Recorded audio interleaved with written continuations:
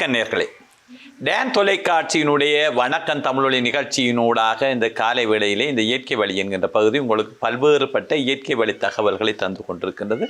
இந்த வகையிலே இந்த நிகழ்ச்சியினூடாக பல்வேறு பரிமாணங்களில் இந்த நிகழ்ச்சியின் தகவல்கள் தரப்பட்டு கொண்டிருக்கின்றன. ஒரு வீட்டு தோட்டம் செய்வது, அதிலும் வீட்டு தோட்டத்தை நாங்கள் ஒரு இயற்கை வழிமுறையிலே சேதன உள்ளீடுகளை பயன்படுத்தி செய்து பயன்பெறுவது, அதில் வெற்றிகரமாக இந்த சூழல் தாக்கங்கள், அதே போல் நோய் தாக்கங்கள், அதே போல் பல்வேறுபட்ட பிரச்சனைகளிலிருந்து பல்வேறுபட்ட சவால்களுக்கு மத்தியிலே வீட்டிலே ஒரு வெற்றிகரமான வீட்டு தோட்டம் ஒன்றை செய்வது தொடர்பான தகவல்கள் இந்த நிகழ்ச்சி ஊடாக தரப்பட்டு கொண்டிருந்தது.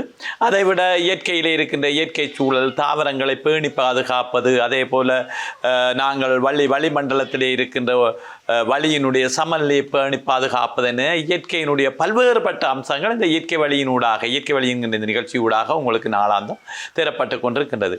இந்த வேளையிலே நாங்கள் இன்று ஒரு முக்கியமான ஒரு விடயம் தொடர்பான தகவல்களை உங்களுக்கு தர இருக்கிறேன். இந்த பிராணிகளுக்கும் தாவரங்களுக்கும் இடையில் நெருங்கிய தொடர்பு இருக்கின்றது. பிராணிகள் ஊடாக தாவரங்கள் பல்வேறுபட்ட நன்மைகளை பெற்று வருகின்றன. அதே போல பிராணிகளும் இந்த தாவரங்களிலிருந்து தமக்கு தேவையான அனைத்தையுமே இந்த தாவரங்களிலிருந்து பெற்றுக்கொள்கின்ற ஒரு நிலைமை தான் இருக்கின்றது. தனக்கான வாழிடம், தனக்கான உணவு, தனக்கான பாதுகாப்பு என இந்த தாவரங்கள் தான் இந்த பிராணிகளுக்கு பல்வேறுபட்ட விடயங்களை கொடுத்து கொண்டிருக்கின்றன. அதே போல இந்த பிராணிகளிடமிருந்து இந்த தாவரங்கள் பல்வேறுபட்ட நன்மைகளை பெற்றுக்கொண்டிருக்கின்றன. இந்த பிராணிகளுக்கும் தாவரங்களுக்கும் இயற்கையிலே காணப்படுகின்ற இந்த தொடர்புகளை இந்த நிகழ்ச்சியின் ஊடாக உங்களுக்கு விளக்குவதன் ஊடாக இந்த பிராணிகள் எங்களுடைய சூழலிலே இருப்பது எவ்வளவு அவசியமானது, எங்களுடைய தாவர சூழலை பாதுகாப்பதற்கு பிராணிகள் எவ்வாறு நன்மை செய்கின்றன போன்ற விடயங்களை இந்த நிகழ்ச்சியினூடாக நான் தரலாம் என நினைக்கின்றேன். உண்மையில் பிராணிகள் பெருமளவுக்கு தாவரங்களுக்கு நன்மை செய்பவையாகத்தான் இருக்கின்றன. ஆனாலும் கூட அவை தங்களுக்குரியவற்றை உணவாக இருக்கலாம், தமக்கான வாழிடமாக இருக்கலாம், தாவரங்களிலிருந்து பெற்றுக்கொள்வதன் ஊடாக பல்வேறுபட்ட தீமையான நடைமுறைகளும் இந்த பிராணிகளாலே ஏற்படுகின்றது.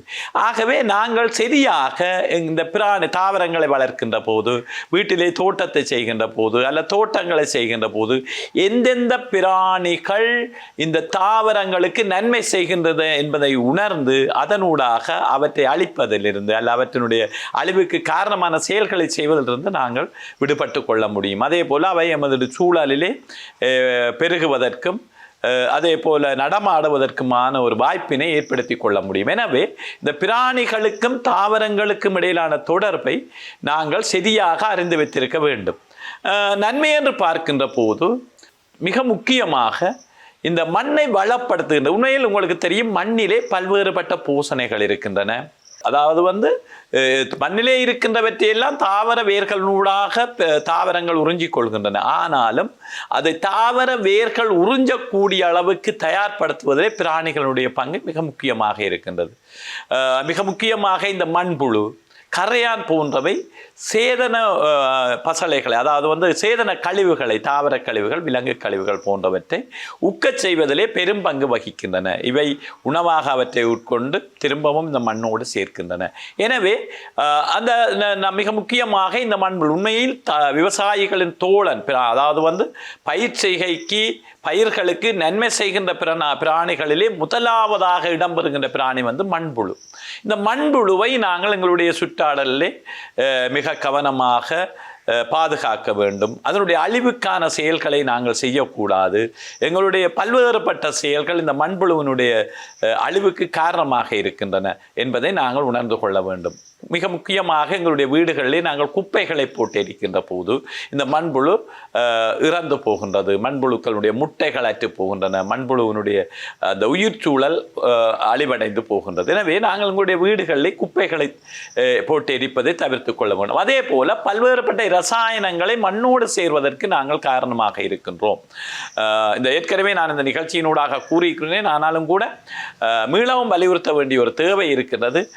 நாங்கள் பல்வேறுபட்ட பல்வேறுபட்ட செயல்பாடுகளின் ஊடாக இந்த மண்புழுவினுடைய அழிவுக்கு காரணமாக இருக்கின்றோம். இந்த இரசாயன கழிவுகள், நாங்கள் வீட்டிலே பாவிக்கின்ற பல்வேறுபட்ட இரசாயன கழிவுகள், கழுவுவதற்காக பயன்படுத்துவது, குளிப்பதற்காக பயன்படுத்துவது, எங்களுடைய வீடுகளை சுத்தம் செய்வதற்காக பயன்படுத்துவது, சட்டிபானை கழுவுவதற்காக பயன்படுத்துவது என என்ன தேவைகளுக்காக நாங்கள் ரசாயனங்களை பாவித்தாலும் அவற்றை இறுதியாக மண்ணோடு சேர்த்து விடுகின்றோம். இந்த மண்ணோடு சேர்த்து விடுவதன் ஊடாக மண்புழுக்களினுடைய உயிர் சூழல் அங்கு அழிவடைகின்றது, அதனுடைய பெருக்கம் குறைகின்றது, இறந்து போகின்றது போன்ற நிகழ்வுகள் இடம்பெறுகின்றன. அதை விட இந்த பொலித்தீன்கள், நான் ஏற்கனவே பொலித்தீன்கள் பிளாஸ்டிக்கை பற்றி கதைக்கின்ற போது இதை சொல்லி இருக்கின்றேன். இந்த பொலித்தீன்களை மண்ணிலே நாங்கள் சேர்க்கின்ற போது அங்கே மண் நச்சுத்தன்மை ஆகின்றது ஒரு விடயம். இரண்டாவது, அவற்றினுடைய சுதந்திரமான நடமாட்டம் அங்கே தடை செய்யப்படுகின்றது. இவை மண்ணுக்குள்ளே துளைத்து திரிகின்ற பிராணிகளாக இந்த மண்புழுக்கள் இருக்கின்றன. இந்த மண்புழுக்களின் நன்மைகள் சொல்லில் அடங்காத, ஒரு தாவரத்துக்கு அவை செய்கின்ற நன்மைகள் சொல்லில் அடங்காதவை. எனவே இவற்றை உணர்ந்து நாங்கள் மண்புழுக்களுடைய அழிவுக்கான செயல்களை செய்யக்கூடாது, ஒரு விடயம். இரண்டாவது விடயம், அவை எங்களுடைய சூழலிலே மண்ணுக்குள்ளே பெருகுவதற்காக என்னென்ன செய்ய வேண்டுமோ அவற்றை நாங்கள் செய்ய வேண்டும். கூடுதலாக நாங்கள் சேதன கழிவுகளை மண்ணோடு சேர்க்கின்ற போது மண்புழுக்கள் கூடுதலாக மண்ணிலே உலாவுகின்றன, நல்ல பெருகுகின்றன. அதே போல பல்வேறுபட்ட செயல்பாடுகளின் ஊடாக இந்த மண்புழுக்கள் பெருகுவதற்கு நாங்கள் உறுதுணையாக இருக்க வேண்டும். அதே போல இந்த மண்புழு உரம் என்பதை நாங்கள் தயாரிக்கின்ற போதும் இந்த மண்புழு முட்டைகள் காணப்படுகின்ற இடங்கள், அதிகமாக மண்புழுக்கள் இருக்கின்ற இடங்களுடைய மண்ணை சேர்ப்பதன் ஊடாக மண்புழு உரத்தை தயாரித்துக்கொள்ள. உண்மையில் நாங்கள் பயிர்களுக்கு இடுகின்ற சேதன பசலைகளிலே மிகவும் தரமான பசலை, அதாவது தாவரத்துக்கு கிட்டத்தட்ட சிறந்த நன்மைகளை, அதிகளவான நன்மைகளை நீங்கள் அசேதன அதாவது ரசாயன பசலைகளில் இருந்து எதிர்பார்க்கின்ற நன்மைகளை தரக்கூடிய அளவுக்கு இந்த மண்புழு உரம் மிகவும் முக்கியமானதாக இருக்கின்றது. எனவே மண்புழுக்கள் பிராணிகள் தாவரங்களுக்கு செய்கின்ற நன்மைகளிலே மிகவும் முதன்மை வாய்ந்தது இந்த மண்புழுக்கள் பிராணிகளுக்கு செய்கின்ற நன்மை. எனவே இதனை உணர்ந்து செயற்பட வேண்டும் என்று கூறி விடைபெறுகின்றேன். நன்றி, வணக்கம்.